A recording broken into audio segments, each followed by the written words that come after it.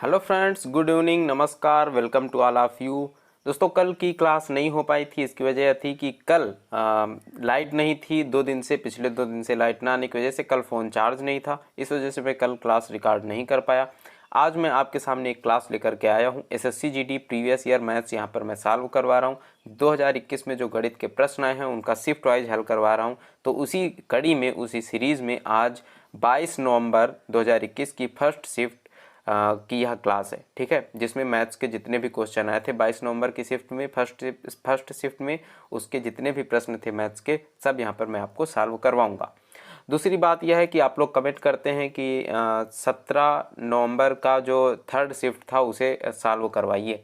देखिए, 17 नवंबर की third shift का जो PDF है वह मेरे पास हिंदी में नहीं है। वह पूरा का पूरा जो PDF है मैथ्स का वो इंग्लिश में है। अगर किसी के पास हिंदी में उपलब्ध हो तो वो हमें उपलब्ध करा सकता है, या फिर मैं कोशिश करूंगा कि उसका हिंदी अनुवाद करके और उन प्रश्नों को लिख करके आप लोगों को सॉल्व करवाऊं। क्योंकि फिर आप लोग ही कहेंगे कि सर हिंदी में करवाइए, तो उसे मैं हिंदी में कहाँ से लेकर के आऊँगा। अभी मेरे पास वो हिंदी में उपलब्ध नहीं है। मैं कोशिश करूँगा कि उसका हिंदी अनुवाद करके आप लोगों को सॉल्व करवा दूँ। ठीक है, और जिन शिफ्टों के मेरे पास PDF है मैं उन्हें क्रम वाइज सॉल्व करवा रहा हूँ।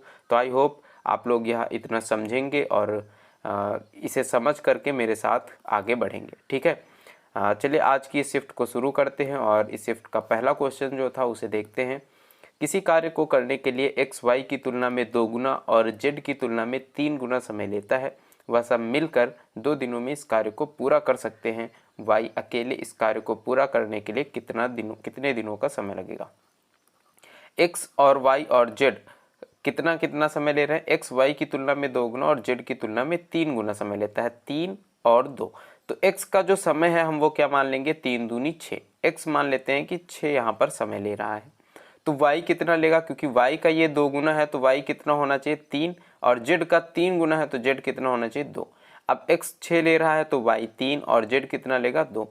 इनका एलसीएम ले लेंगे तो टोटल काम आ जाएगा 6। x की क्षमता है 1 और y की 2 और z की 2 तिया 6, 3 क्षमता है। ठीक है, तीनों साथ मिल जाएंगे। इनकी क्षमता कितनी हो जाएगी, 3 2 5 1 6 हो जाएगी। और साथ में मिल करके कितने दिनों में काम को कंप्लीट कर रहे हैं, 2 दिनों में, यानी 6 गुणे 2। इनका जो टोटल वर्क था वो कितना था, 6 गुणित 2 था। ठीक है, 6 दूनी 12 था। y अकेले इस कार्य को पूरा करने के लिए कितने दिनों का समय लेगा। तो y की क्षमता कितनी है दोस्त, 2 है। 2 से भाग कर देंगे, कितना आ जाएगा, 6 आ जाएगा। यानी y को कितना दिन लगेगा, 6 दिन यहाँ पर लगने वाले हैं। ठीक है, अगले क्वेश्चन की तरफ बढ़ते हैं। यदि p q का 220% है, यानी q का 220% क्या है, p है। जब भी आपके पास प्रश्न है और आपको समझ में ना आए कि हमें किस तरफ गुणा करना है, किस तरफ भाग करना है, तो आप जिस तरह से बोला जा रहा है लिख लीजिए। Q का 220% क्या है, P है। ठीक है, अब का की जगह पर हम क्या लिखते हैं, गुणा Q गुणित 220 बटे में 100 बराबर क्या है P। Q को इधर भेज देंगे तो P बटे Q कितना आ जाएगा, 0 से 0 कैंसिल, 2 से काटेंगे 11 बटे 5। P और Q का रेशियो कितना है, 11 और 5 आया। P प्लस Q का कितना परसेंट है, Q। तो Q के बारे में हमें पता करना है, यानी Q जो है वह P प्लस Q का कितना परसेंट है, 100 से क्या कर देंगे, गुणा कर देंगे तो परसेंट निकल करके आ जाएगा। Q कितना है दोस्त, 5 है, और 11 प्लस 5 करेंगे 16 आ जाएगा, गुणे में 100, 4 से काटेंगे 4 चौको 16, यहाँ पर आ जाएगा 25, 25 पंचे 125 बटे 4 कितना आ जाएगा, 31.25% आ जाएगा। यानी यहाँ पर ऑप्शन 3 आपका जो है यह सही हो जाएगा। ठीक है, आगे बढ़ते हैं अगले क्वेश्चन की तरफ। 5 अंकों की उस छोटी से छोटी संख्या को ज्ञात कीजिए जो 18, 21 और 24 से पूर्णतः विभाजित हो। अब देखिए, 18 से भी पूरी तरह विभाजित होनी चाहिए और 21 से भी और 24 से भी। अगर कोई संख्या 18 से विभाजित है तो वह 9 से भी विभाजित होगी पूरी तरह से, और 2 से भी होगी। तो हम यहाँ पर देख लेते हैं कि कौन सी संख्या 9 से पूरी तरह से विभाजित है, क्योंकि 2 से तो सभी हैं। अब 9 से देखने के लिए क्या होता है कि संख्याओं के अंकों का योग 9 से विभाजित होना चाहिए। अब देखिए, 6 1 7 क्या है, 9 से विभाजित होगी, नहीं होगी। 8 1 9 9 से विभाजित होगी, हो सकता है। ठीक है, 8 6 14 और 2 16 1 17 9 से विभाजित होगी, नहीं होगी। 3 2 5 1 6 विभाजित होगी? नहीं होगी। यहीं से हमें ऑप्शन मिल जाता है और पहली बार ही चेक किया हमने कि क्या है संख्या 9 से विभाजित है, तो एक ही ऑप्शन मुझे मिला जो 9 से विभाजित है। इसका मतलब 18, 21 और 24 से पूर्णतः विभाज्य होने वाली संख्या कौन सी है सबसे छोटी? 10,080 है। ठीक है, आगे बढ़ते हैं अगले क्वेश्चन की तरफ। 50 केजी भार वाले एक व्यक्ति के स्थान पर दूसरा व्यक्ति आ जाने पर 8 लोगों के औसत भार में 2.5 केजी वृद्धि हो जाती है। नए व्यक्ति का भार ज्ञात करो। अब देखो, पहले टोटल जो व्यक्ति गया था वह कितने केजी का था? 50 केजी का था। 8 लोग टोटल थे और औसत भार में कितनी वृद्धि हुई? 2.5 की हुई। यानी कि जो व्यक्ति आया है, जो नया व्यक्ति आया है, वह उसका वेट इससे अधिक है। और कितना अधिक है? इतना अधिक है कि 8 लोगों के औसत भार में 2.5 किलोग्राम की वृद्धि हो गई। अगर 8 के औसत में 2.5 ग्राम की वृद्धि हुई है तो 8 लोगों का टोटल भार कितना बढ़ा होगा? 8 से गुणा करा देंगे। 8 पंचे 40, 8 दूनी 16 और 4 20। यहाँ पर कितना आ जाएगा? 20। यानी 8 लोगों का टोटल भार जो है वो कितना बढ़ा होगा? 20 केजी बढ़ा होगा। अगर 50 केजी का कोई व्यक्ति जाता है और नए व्यक्ति के आने पर 20 केजी वेट बढ़ रहा है, इसका मतलब नया व्यक्ति जो है वह कितने केजी का है? 50, 20, 70 केजी का है। और यहाँ पर ऑप्शन आपका 3 सही हो जाएगा। 70 केजी यहाँ पर सही हो जाएगा। ठीक है, आगे बढ़ते हैं अगले क्वेश्चन की तरफ। 45 किलोमीटर प्रति घंटा की चाल से चल रही एक ट्रेन एक घर को 12 सेकंड में पार करती है। ट्रेन की लंबाई ज्ञात करो। देखिए, यहाँ पर जो घर है, घर की लंबाई नहीं मानी गई है, नगण्य मान ली गई है। ठीक है, अब यह एक घर है और इस घर को एक ट्रेन पार कर जाती है 45 किलोमीटर प्रति घंटे की चाल से, 12 सेकंड में पार करती है। तो ट्रेन की लंबाई पूछा जा रहा है। ट्रेन की लंबाई क्या होगी? ट्रेन द्वारा चली गई दूरी, 12 सेकंड में ट्रेन द्वारा चली गई दूरी ही ट्रेन की लंबाई होगी। और स्पीड जो है वो कितनी है? 45 किलोमीटर प्रति घंटा। इसे क्या करेंगे? 5/18 से गुणा कर देंगे तो यह बन जाएगा मीटर प्रति सेकंड में। ठीक है, और जो टाइम है वो कितना है? 12 सेकंड है। डिस्टेंस हमें निकालना है क्योंकि डिस्टेंस ही क्या होगी?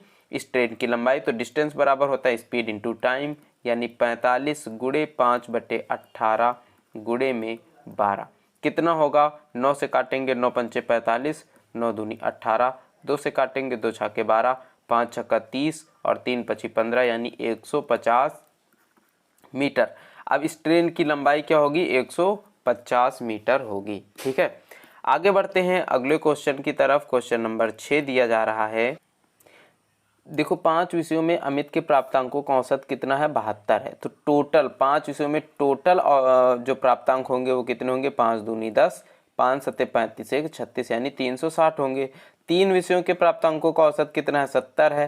तो 3 विषयों का कितना होगा? 3 सत्ते 21, यानी 210 होगा। इसमें से घटा देंगे तो 2 विषयों का जो टोटल होगा वो कितना आ जाएगा? 0, 5 और 3 में से 2 गए 1। 2 विषयों का टोटल कितना है? 150 है। अगर 2 विषयों का औसत पूछा जा रहा है तो 150/2 कर देंगे, कितना आ जाएगा? 75। तो यही 75 हमारा आंसर हो जाएगा। शेष विषय कितने बचे? 2, उनके औसत प्राप्तांक क्या होंगे? 75 होंगे। ठीक है, आगे बढ़ते हैं नेक्स्ट क्वेश्चन की तरफ। और अगला क्वेश्चन क्या दिया गया है? यदि एक बेलन के आधार की त्रिज्या 20% बढ़ा दी जाए, 20% का दोस्त फ्रैक्शन वैल्यू क्या होगा? 1/5। यानी पहले त्रिज्या अगर 5 रही हो पहले, तो बाद में कितनी हो जाएगी? 1 बढ़ जाएगा, 5 में से 6 हो जाएगा। यह r है, त्रिज्या है। और इस बेलन की ऊंचाई जो है h, वह 33 सही 1/3% घटा दी जाए। और 33 सही 1/3% का जो फ्रैक्शन वैल्यू होगा वो क्या होगा? 1/3 होगा। 33 या 99, 100, 100/300 यानी 1/3 घटा दी जाए। यानी अगर पहले 3 रही हो तो अब कितनी कर दी जाए? 2 कर दी जाए। तो उसके आयतन में कितने प्रतिशत का परिवर्तन हो जाएगा? और दोस्त, आयतन क्या होता है? बेलन का आयतन होता है πr² इंटू h, यानी r² और h से हम इसे निकाल सकते हैं। r का स्क्वायर करेंगे 25 और h का गुणा 25 तियां 75 आ जाएगा। पहले इसका आयतन कितना रहा था? 75। अब कितना है, 6 छक्के 36 और 36 गुणे 2 कितना होगा 72, यानी कितना कम हुआ है, 3 कम हुआ है। 75 में से गुणे कर देंगे 100, 25 तिया 75, 25 चौको 100, 3 से 3 कैंसिल, यानी क्या आ गया 4%। और 4% क्या हुआ है, कम हुआ है, तो 4% आयतन कम हो जाएगा, यह इसके आयतन में परिवर्तन होगा। ठीक है, आगे बढ़ते हैं अगले क्वेश्चन में। कोई धनराशि 20% वार्षिक चक्रवृद्धि ब्याज दर पर 2 वर्ष के लिए जमा की जाती है। यदि इस पर ब्याज अर्धवार्षिक रूप से देय हो तो वह वार्षिक रूप से देय ब्याज की तुलना में 964 अधिक होता है, वह धनराशि ज्ञात कीजिए। देखो, सबसे पहले समझ लो कि अगर ब्याज अर्धवार्षिक रूप से जमा की जाए कोई धनराशि में तो कितना ब्याज उसे मिलने वाला है। ठीक है, 20% दिया गया है, अगर अर्धवार्षिक रूप से जमा होगी तो रेट कितना हो जाएगा 10% हो जाएगा। और 2 वर्ष में कितने बार ब्याज जमा होगा, 4 बार जमा होगा। ठीक है, तो हम राशि को मान लेते हैं कि वह राशि जो है वह 10,000 है और इसमें प्रतिवर्ष 10% का ब्याज लगेगा 4 वर्षों तक। ठीक है, तो कितना ब्याज मिलेगा, इस वर्ष में 1,000 और इस वर्ष में 1,000 मूलधन पर, और इस पर कितना 100, और मूलधन पर 1,000, इसका 100 और इसका 100 कितना हो जाएगा 200, प्लस इसका 100 में से 100 का 10% यानी 10, इसका 1,000 मूलधन का 100, 200 और 300, 10 और 20 कितना होगा 30, और प्लस ये एक, इसका एक, यहाँ पर इतना हो जाएगा। तो जो ब्याज मिलेगा यहाँ पर चक्रवृद्धि ब्याज कितना मिलेगा, 1 2 3 4, 4,000 तो ये हो जाएंगे, प्लस यहाँ पर 300 होगा। ठीक है, तो कितना होगा 3 2 5 1 600, 3 1 4 और यहाँ पर कितना 41, कितना हो जाएगा 4,641। जो ब्याज होगा वो कितना होगा 4,641 अगर अर्धवार्षिक रूप से जमा किया जाए। और अगर वार्षिक रूप से जमा किया जाए इसी राशि पर, या कितनी है 10,000 की राशि है, पहले वर्ष 20% और दूसरे वर्ष भी 20%, तो कितना ब्याज होगा, इसका 20% निकाल लेंगे तो कितना आ जाएगा 2,000, और इसका 20% 2,000, और इसका 20% कितना होगा 400। ठीक है, टोटल अगर यहाँ पर ब्याज देखा जाए तो 2,000 और 2,000 4,000, और 4,000 कितना होगा 4,400 होगा। देखिए कितना अधिक है, इससे 2 वर्ष वाले से यह कितना अधिक है। जो 2 वर्ष में छमाही ब्याज लगाया गया है उससे कितना अधिक है, तो 1 4 2 241 अधिक है, और 241 यूनिट बराबर है 964 के। यानी 1 यूनिट बराबर किसके होगा, 4 के होगा, 4 से कट जाएगा ना, 4 एकम 4, 4 चौको 16, 4 दूनी 8 1 9, 1 यूनिट बराबर 4 के। तो वह धनराशि क्या होगी, वह धनराशि हमने मानी है 10,000, और 10,000 यूनिट बराबर कितने के हो जाएगा 40,000 के बराबर हो जाएगा। ठीक है ना, चलिए आगे बढ़ते हैं अगले क्वेश्चन में। ए बी और सी किसी कार्य को 5 6 और 8 दिनों में कंप्लीट करते हैं। ए बी और सी 5 6 और 8 दिनों में पूरा कर सकते हैं। यदि वे 7 काम करें और कार्य के लिए उन्हें 2,950 रुपये प्राप्त हों तो बी को इस काम में कितनी धनराशि मिलेगी। सबसे पहले हम इनकी क्षमता निकालेंगे कि कोई एक दिन में कितना काम करेगा। ठीक है, इनकी क्षमता के लिए हम इनका एलसीएम निकालेंगे, और एलसीएम इनका क्या हो जाएगा 5 है, 6 है और 8 है, ऐसी संख्या जिससे यह तीनों विभाजित कर सके। ठीक है, तो 5 दूनी 10, 5 चौको 20, यानी कितना होगा 24 आ जाएगा, 6 दूनी 12 यानी 20, और 15 अट्ठे 120 यानी 15 हो जाएगा। ठीक है, तो इनकी जो क्षमता आई है वो 24 20 और 15 आ गई है। यह टोटल मिला करके कितने रुपए यहाँ पर इनको प्राप्त हो रहे हैं, जितनी क्षमता होगी जिसकी उसे उतने ही रुपए मिलेंगे।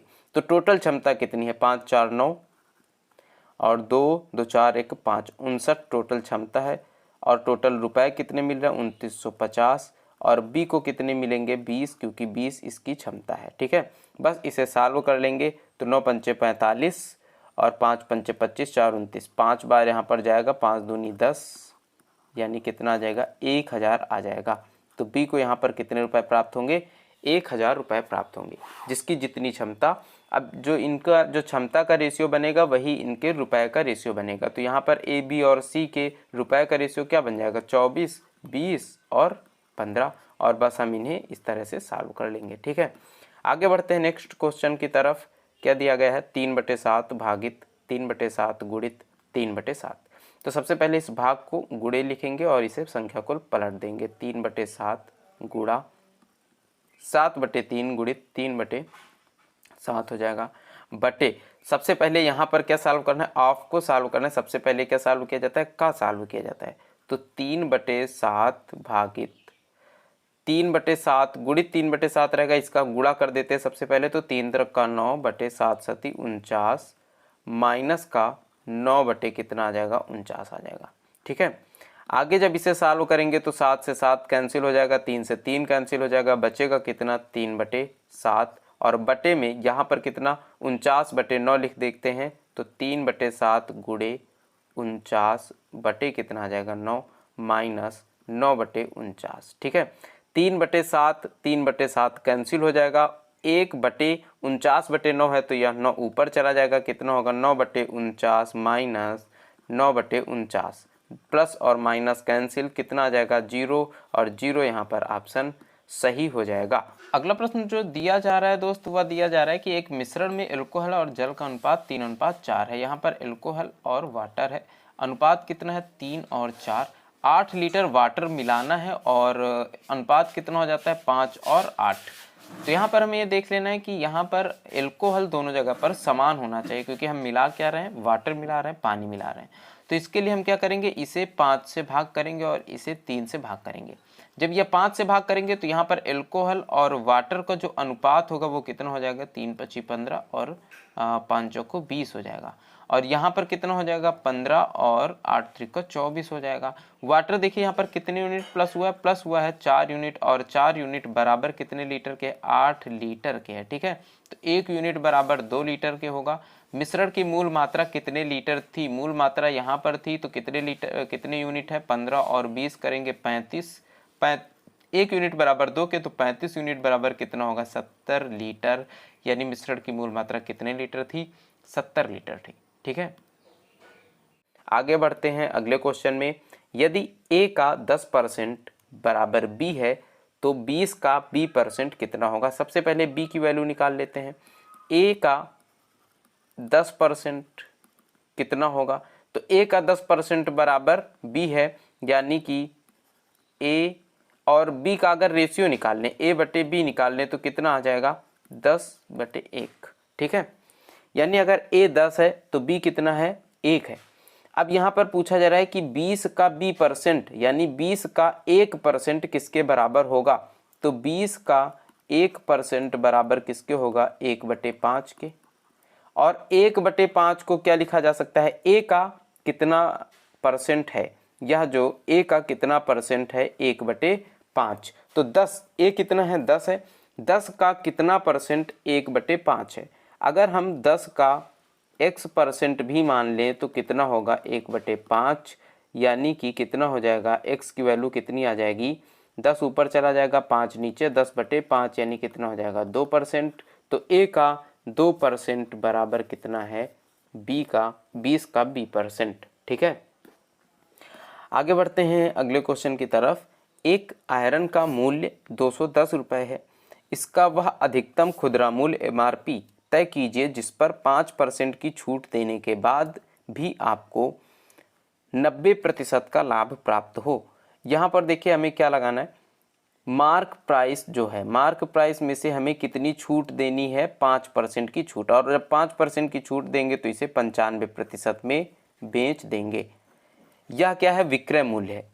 मार्क प्राइस में 5% की छूट देकर जो 95% में बेचेंगे तो यह क्या हो जाएगा, विक्रय मूल्य आ जाएगा। ठीक है, और क्रय मूल्य कितना है 210 रुपये है, और 210 रुपये में हमें लाभ कितने का प्राप्त करना है, 90% का, यानी 190% पर बेचेंगे तो यह भी क्या होगा, विक्रय मूल्य, इसलिए यह दोनों बराबर होंगे। 100 से 100 कैंसिल, 19 से 10 और 19 पंचे 95।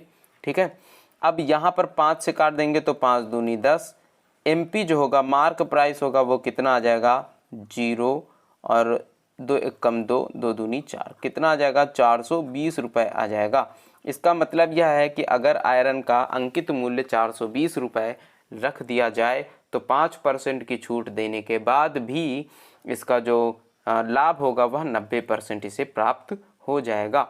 ठीक है, तो यहाँ पर आपको क्या फार्मूला लगा देना है, मार्क, आपको दोनों तरफ विक्रय मूल्य लिख लेना है। मार्क प्राइस में छूट देंगे तब भी विक्रय मूल्य आएगा, क्रय मूल्य में लाभ लेंगे तब भी विक्रय मूल्य आएगा, और जब दोनों एक ही चीज़ के विक्रय मूल्य हैं तो दोनों क्या होंगे, बराबर हो जाएंगे। आगे बढ़ते हैं अगले क्वेश्चन की तरफ। 60 किलोमीटर प्रति घंटा की चाल से चल रही 243 मीटर लंबी एक रेलगाड़ी एक सुरंग को पार करने में 42 सेकंड का समय लेती है। रेलगाड़ी की लंबाई कितनी है, 243 मीटर। और मैंने आपको क्या बताया था कि जब भी कोई रेलगाड़ी किसी सुरंग को या फिर किसी भी ऐसी चीज़ को पार करेगी जिसकी खुद की एक लंबाई होती है, तो यहाँ पर रेलगाड़ी द्वारा चली गई जो दूरी होगी वह कितनी होगी, अपनी लंबाई और प्लस उस ऑब्जेक्ट की लंबाई के बराबर। यानी जो डिस्टेंस होगा वो कितना होगा, 243 प्लस सुरंग की लंबाई को अगर हम x मान लें तो प्लस x होगा। और जो टाइम है वह कितना है दोस्त, 42 सेकेंड का टाइम है। यहाँ पर स्पीड कितनी है रेलगाड़ी की, तो स्पीड है 60 किलोमीटर प्रति घंटे, लेकिन यहाँ पर मीटर है और यहाँ पर सेकंड है, तो हम इसे मीटर प्रति सेकंड यानी 5/18 से गुणा कर देंगे, यह बन जाएगा मीटर प्रति सेकंड में। अब हमें क्या करना है, सुरंग की लंबाई ज्ञात करनी है, तो हम डिस्टेंस बराबर फार्मूला लगा देंगे। तो 243 प्लस x बराबर क्या होगा, स्पीड 60 गुणे 5/18 गुणे 42 हो जाएगा। ठीक है, 6 से काट देंगे तो 6 दहम्मा 60, 6 का 18, 3 से काटेंगे तो 14 तियाँ 42, 14 पंचे 70 यानी 243 प्लस x बराबर कितना आ जाएगा, 700 आ जाएगा। x बराबर क्या आ जाएगा, 700 में 243 को घटा देंगे तो 7, 9 में से 4 गया 5 और 6 में से 2 गए तो 4, कितना आ जाएगा, 457 आ जाएगा। ऑप्शन डी यहाँ पर सही हो जाएगा। ठीक है, आगे बढ़ते हैं नेक्स्ट क्वेश्चन की तरफ। और सबसे पहले यहाँ पर जो सही बटे में दिया गया है इसे सबसे पहले भिन्न में बदलेंगे, इसे बटे में लिखेंगे। ठीक है, तो यहाँ पर लिख लेते हैं 2/5 ऑफ 7 दूनी 14 1 15, 15/2 भागित 2 चौको 8 1 9, 9/4 और इसे जोड़ लेंगे प्लस 5 दूनी 10 1 11/2 भागित 3 3 9, 9 2 11, 11/3 ऑफ 6 माइनस 3 1 3 1 4, 4/3 गुणे 5/8। इसका हमें मान बताना है। तो सबसे पहले हमें क्या सॉल्व करना है, ऑफ सॉल्व करना है, और ऑफ का मतलब होता है गुणा। इसमें 2 से 2 कैंसिल हो जाएगा, 5 से ये काटेंगे तो 5 तियाँ 15 आ जाएगा। अब यहाँ पर कितना बचा है, 3, और ये भागित लगा है तो इसको गुणा लगा देंगे और संख्याएं पलट देंगे तो कितना हो जाएगा, 4/9 हो जाएगा। ठीक है, इसकी वैल्यू आएगी ये, प्लस 11 और बटे 2 है, भाग लगा है, लेकिन सबसे पहले हम इसे सॉल्व करेंगे तो 3 से काटेंगे, 3 दूनी 6 और 11 दूनी हो जाएगा 22, प्लस कितना होगा 11/2 गुणा लगा देंगे, 11 दूनी 22 ऊपर है, इसे 1 के बटे में लिख देंगे, यहाँ पर 22 आ जाएगा। ठीक है, माइनस ये यहाँ पर गुणा में इसे सॉल्व करेंगे तो 4 से ये कट जाएगा, 4 दूनी 8, कितना आ जाएगा 5/6 आ जाएगा, 3 दूनी 6। ठीक है, जब आगे इसे सॉल्व करते हैं तो 3 3 9 यानी यहाँ पर कितना आ जाता है 4/3, प्लस इसे सॉल्व करते हैं तो 11 दूनी 22 यानी 1/4 और माइनस कितना लिखा हुआ है 5/6। तो यहाँ से एलसीएम लेंगे, कितना आ जाएगा 12 आ जाएगा, एलसीएम 12 आएगा, 3 चौको 12 तो यहाँ पर हो जाएगा 16, प्लस 4 तियाँ 12 यानी 3, माइनस 6 दूनी 12 यानी 10, कितना आएगा 6 और 3 9, और 9 बटे कितना आ जाएगा 12, 9/12, 3 से काट देंगे, 3 3 9, 3 चौको 12 यानी 3/4 यहाँ पर ऑप्शन सही हो जाएगा, ऑप्शन बी यहाँ पर सही हो जाएगा। ठीक है, आगे बढ़ते हैं अगले क्वेश्चन में। एक प्रश्न दिया गया है, एक वृत्ताकार बगीचे की परिधि 506 मीटर है, 14 रुपये प्रति वर्ग मीटर की दर से इसे समतल करने की लागत में कितने रुपए खर्च आएगा। मान लीजिए पाई बराबर 22/7। तो वृत्ताकार बगीचे की परिधि दिया गया है। वृत्त एक वृत्त है और परिधि का मतलब होता है इसके बाहरी किनारा जो है इसकी लंबाई को परिधि बोला जाता है। और परिधि क्या होता है 2 पाई आर बराबर दिया गया है 506 मीटर। सबसे पहले हमें इसका क्षेत्रफल निकालना होगा, क्योंकि लागत समतल करने के लिए इसके क्षेत्रफल को समतल किया जाएगा। तो इस वृत्त का क्षेत्रफल निकालेंगे और 1 वर्ग मीटर के लिए 14 रुपये का खर्चा है, तो टोटल जो क्षेत्रफल निकलेगा उसके लिए कितना खर्चा आएगा ये निकालेंगे। यहाँ से हम जब r निकालेंगे तो पाई की जगह पर क्या रख देंगे 22/7, तो r बराबर आ जाएगा 506/2 गुणे 22 और 7 चला जाएगा ऊपर। ठीक है, r बराबर यहाँ से कितना निकलेगा 11 दूनी 22, 11 चौको 44, 11 छक्के 66, 2 से काटेंगे 23 आ जाएगा, यानी 23 गुणे 7/2। r की वैल्यू आ जाएगी 23 गुणे 7/2। अब हम जब इसका क्षेत्रफल निकालेंगे तो क्षेत्रफल होता है पाई आर स्क्वायर, इसका मान रखेंगे तो 22/7 गुणे r स्क्वायर। r का मान कितना है 23 गुणे 7/2, तो r स्क्वायर क्या होगा 23 गुणे 7/2 गुणित 23 गुणे 7/2, क्या हो जाएगा r स्क्वायर। ठीक है, 2 से काट देंगे, यहाँ पर कितना आ जाएगा 11 आ जाएगा, 7 से 7 कैंसिल हो जाएगा।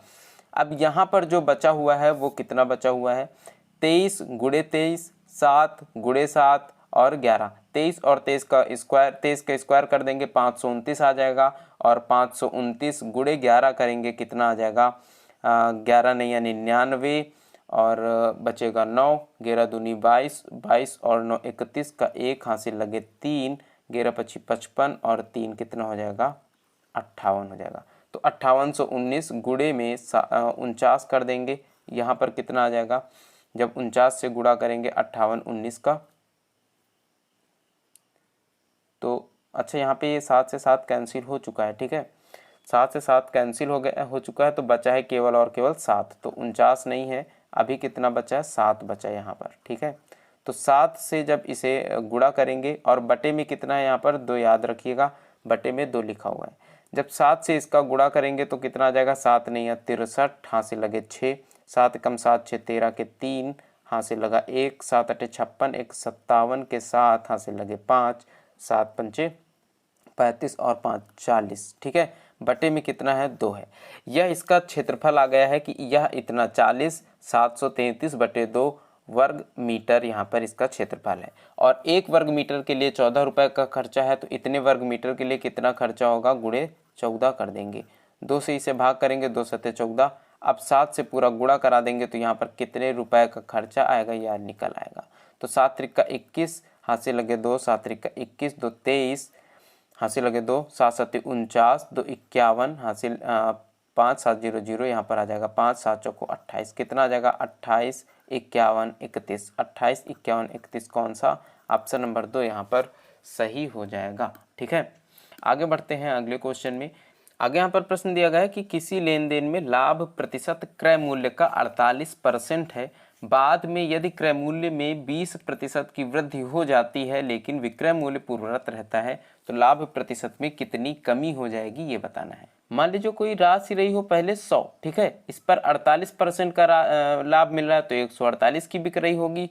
अब बाद में क्रय मूल्य में 20% की वृद्धि हो जाती है यानी 120 का हो जाता है और बिकेगी 148 में ही, तो बाद में लाभ कितना हो रहा होगा, पहले जो लाभ हो रहा था वह कितना हो रहा था 48% का लाभ हो रहा था, बाद में लाभ कितना होगा 28 बटे में 120 गुणे 100, 4 सत्ते 28, 4 तियाँ 12, 0 से 0 कैंसिल, तो कितना आएगा 70/3% का लाभ हो रहा है। तो कितने की कमी हुई, पहले 48 का लाभ हो रहा था अब 70/3, कितना कम हुआ होगा, अंतर निकाल लेते हैं, 48 माइनस 70/3 कितना आ जाएगा 48 गुणे 3 144 माइनस 70 कितना आएगा 74/3। तो यहाँ पर इसे सॉल्व करेंगे, 3 दूनी 6 और 3 चौको 12, 3 छंग 18 और फिर 6 6 6, यह चलता जाएगा। तो यह किसके समान होगा 24.67% के समान होगा, और यहाँ पर जो ऑप्शन सी आपका है यह सही हो जाएगा, 24.67% हो जाएगा, क्योंकि यहाँ पर पूछा क्या गया था कि विक्रय मूल्य पूर्ववत रहता है, पहले 148 था अभी 148 ही रहेगा, लाभ प्रतिशत में कितनी कमी हो जाएगी, पहले लाभ प्रतिशत कितना था 48%, बाद में कितना होगा 70/3% ही रह जाएगा। ठीक है, आगे बढ़ते हैं अगले क्वेश्चन की तरफ। 5000 की धनराशि पर 8% की वार्षिक ब्याज दर से वार्षिक रूप से चक्रवृद्धि होने पर 2 वर्षों में प्राप्त चक्रवृद्धि ब्याज और साधारण ब्याज का अंतर कितना रहेगा। वार्षिक दर है 8% की ब्याज दर है, जो रुपए हैं वो कितने हैं 5000 हैं। पहले वर्ष 8% लगेगा और दूसरे वर्ष भी कितना परसेंट लगेगा 8% लगेगा। वार्षिक और साधारण ब्याज में अंतर निकालना है तो पहले वर्ष का 8% कितना होगा 8 पंचे 40 यानी 400 रुपये होगा और दूसरे वर्ष इस मूलधन पर लगेगा 400। अब ये दोनों वर्ष मूलधन पर जो ब्याज लगा है 400 ये कैसा ब्याज है, यह साधारण ब्याज है, क्योंकि साधारण ब्याज हमेशा किस में लगता है मूलधन पर। लेकिन जब इस ब्याज पर भी 8% का ब्याज लगा देंगे तो वह टोटल जो बनेगा वह चक्रवृद्धि ब्याज बनेगा। इस पर 8% का ब्याज लगाएंगे तो कितना आ जाएगा 8 चौको 32, यानी यह टोटल अगर जोड़ दिया जाए तो यह टोटल क्या होगा दोस्त, यह टोटल होगा चक्रवृद्धि ब्याज। अब जब हमें चक्रवृद्धि और साधारण का अंतर बताना है तो चक्रवृद्धि टोटल में से यह साधारण घटा देंगे तो बचेगा कितना 32 और ये 32 रुपये हमारा आंसर हो जाएगा। चलिए आगे बढ़ते हैं अगले क्वेश्चन की तरफ और देखते हैं कि क्या है। क्वेश्चन दिया जा रहा है एक वस्तु को उसके क्रय मूल्य के 11/8 गुने मूल्य पर बेचा गया, लाभ प्रतिशत ज्ञात करो। देखिए सीपी अगर मान ले 8 यूनिट है, ठीक है, सीपी 8 यूनिट है तो एसपी क्या होगा, एसपी बराबर क्या होगा क्रय मूल्य का 11/8 गुना, यानी 8 का 11/8 गुना कितना हो जाएगा एसपी आ जाएगा 11, ठीक है। यानी सीपी 8 है एसपी 11 है तो लाभ कितना होगा 8 3 11 और 8 में से होगा गुणे 100%। यहाँ पर लाभ प्रतिशत क्या हो जाएगा 3/8 गुणे 100 हो जाएगा। 4 से काटेंगे 4 दूनी 8 और यहाँ पर आ जाएगा 25, 25 तिया कितना होगा 75 और 75/2, 75 का आधा कितना हो जाएगा 37.5% और ऑप्शन ए यहाँ पर सही हो जाएगा। आगे बढ़ते हैं अगले प्रश्न की तरफ। 4 संख्याएं 2, 3, 5 और 7 के अनुपात में है, उनका मासा 6 है, सबसे बड़ी और सबसे छोटी संख्या के वर्गों का योग ज्ञात करो। अगर हमें अनुपात पता है और इनका मासा पता है, क्योंकि अनुपात में से जो कटता है यहाँ पर जब इसे अनुपात बनाया गया होगा तो जो संख्याएं रही होंगी उनसे जब काटा गया होगा तो किस संख्या से विभाजित किया होगा 6 से ही विभाजित किया होगा, क्योंकि सबसे बड़ी संख्या वही है। मासा का मतलब होता है वह सबसे बड़ी संख्या जो इन दी गई सभी संख्याओं को 6 से विभाजित कर सके। यानी यह जो 2 है यह 6 गुणित 2 संख्या क्या रही होगी 12 रही होगी, ठीक है। तो सबसे छोटी संख्या 12 और सबसे बड़ी संख्या 7 छंग 42 यानी 42 रही होगी, ठीक है। इन दोनों संख्याओं के वर्गों का योग तो इसका स्क्वायर कर दें प्लस 42 का स्क्वायर कर दें, दोनों को जोड़ दें। 12 का स्क्वायर कितना होगा 144 प्लस 42 का स्क्वायर करेंगे तो 2 दूनी 4, 4 दूनी 8, 8 दूनी 16, 16 का 6 हासिल लगा 1, 4 चौको 16 1 17, 1764 प्लस 144 कितना हो जाएगा 4 4 8 और 8 एक ही ऑप्शन में दिया गया है, यही हमारा सही हो जाएगा। कितना आ जाएगा 1908 आ जाएगा। आगे बढ़ते हैं अगले प्रश्न की तरफ। x अनुपात 2y, x अनुपात 2y यानी बटे 2y बराबर कितना है 4/9। तो x अनुपात y बराबर यहाँ से कितना निकल करके आ जाएगा, 2 को इधर भेज देंगे तो 4 दूनी 8/9 आ जाएगा, ठीक है। और 2 अनुपात x बराबर 3 अनुपात जो 4 दिया गया है y का मान पूछा जा रहा है, यानी 2/x बराबर 3/4 है।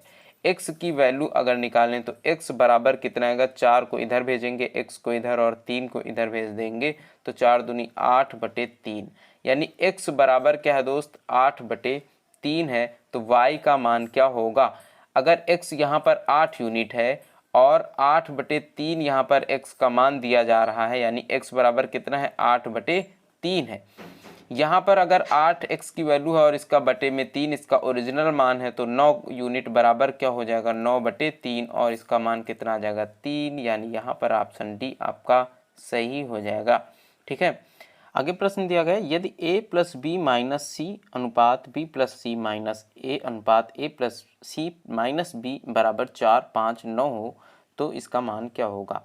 इसके लिए देखिए हम क्या करेंगे, a plus B minus C की मान लेंगे का मान 4 है, b plus C minus A 5 के बराबर है, a plus C minus B 9 के बराबर है।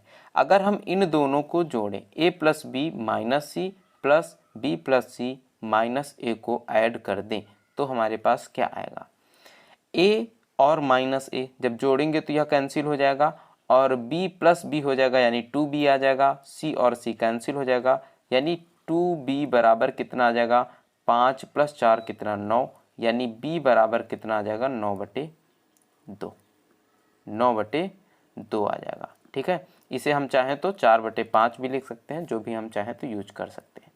अगर इन दोनों को जोड़ें तो यहाँ पर पॉजिटिव b है निगेटिव b है, कैंसिल हो जाएगा, पॉजिटिव c 2c हो जाएगा, a कैंसिल हो जाएगा, तो 2c बराबर कितना आएगा 9 5 14, और c बराबर यहाँ से कितना आ जाएगा 7 आ जाएगा।